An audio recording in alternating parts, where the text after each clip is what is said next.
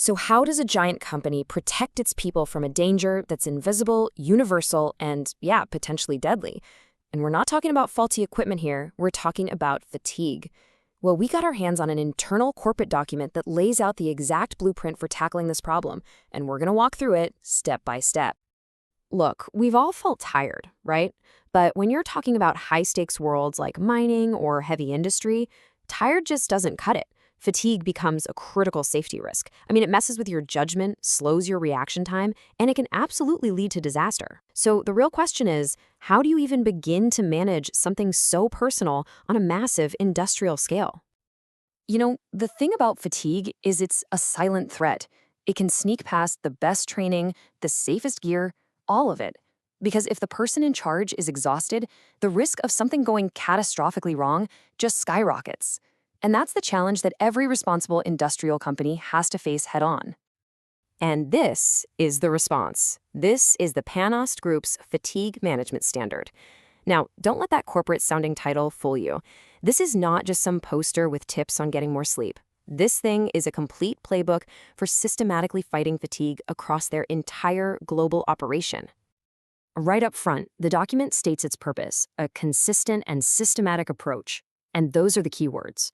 This isn't about leaving safety to chance or individual good judgment. It's all about building one single, unified system that applies to everyone, everywhere. It's about eliminating the guesswork and closing any possible gaps in that safety net.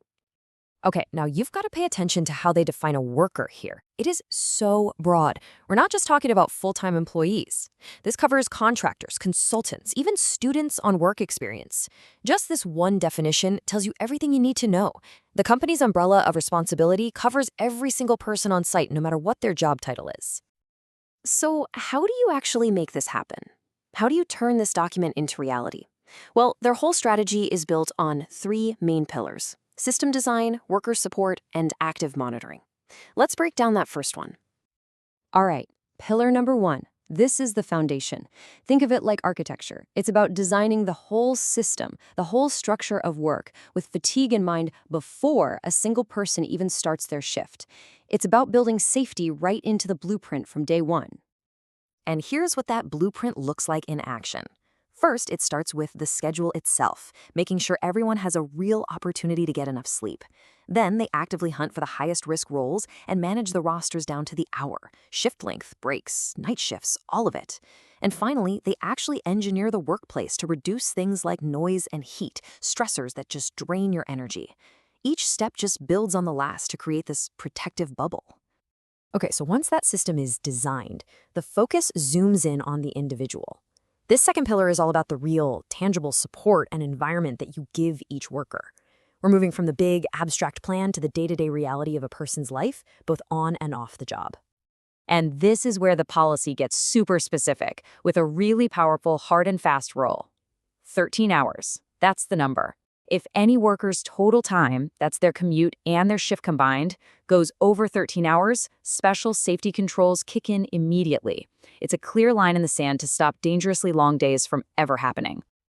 What this pillar really gets is that fighting fatigue goes way beyond the job site. So that means providing safe transport to cut down on draining commutes. It means having a place to stay that's actually designed for real rest, not just a place to crash. It even gets into providing healthy food and places to exercise. The whole idea is simple, really. A worker who is well-rested and well-supported is a safer, more alert worker. Period. All right, so you've got a safe system, you've got a supportive environment. What's missing? Well, that brings us to the third and final pillar, vigilance. This is all about being proactive, actively monitoring, educating, and stepping in to catch fatigue before it becomes a real problem.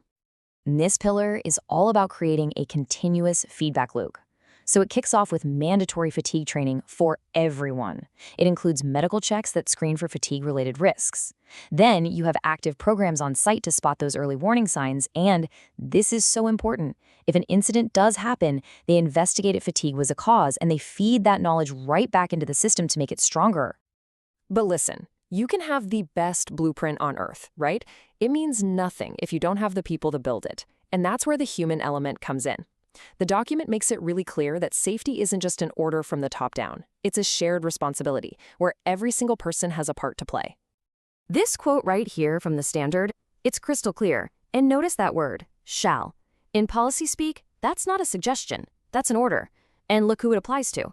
Everybody. Employees, contractors, subcontractors, even visitors. This one sentence says it all. On this site, safety is a non-negotiable condition of entry. And here's a look at how that responsibility is actually spread out. You've got general managers who have to put it into action on the ground. You have a specific risk manager whose job it is to review the whole thing every 3 years to keep it fresh. And then every single worker is responsible for participating. What this does is create a super clear chain of accountability from the executive suite all the way to the front line. But, and this is really important, this standard doesn't just exist in a vacuum. Its real power comes from the fact that it's part of a much bigger, interconnected safety framework. You've got to think of it more like one critical piece in a much, much bigger puzzle. So the document itself actually connects to all these other critical standards. There are specific guidelines for risk assessment, another whole standard for fitness for work, and they even link to national safety guides. So it's not just a standalone policy. No way. It's the core of an entire safety ecosystem where every part makes the others stronger. This is what a mature safety culture really looks like. So what's the big takeaway from all this?